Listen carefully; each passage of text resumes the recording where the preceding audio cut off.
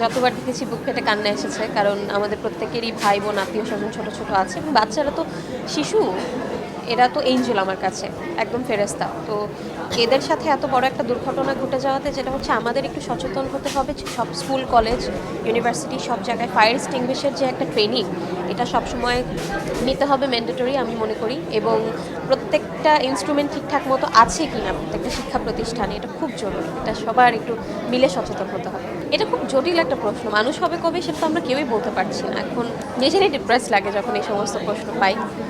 এটা আমি নিজেকে মানুষ না করতে পারলে আমাকে কেউ জোর করে মানুষ করতে পারবে না। কবে যে মানুষ হব এই প্রশ্নের উত্তর শুধুমাত্র আপনিই দিতে পারবেন। আপনি কবে মানুষ হবেন, আমি কবে মানুষ হব, যার যার একান্ত ব্যক্তিগত বিষয়।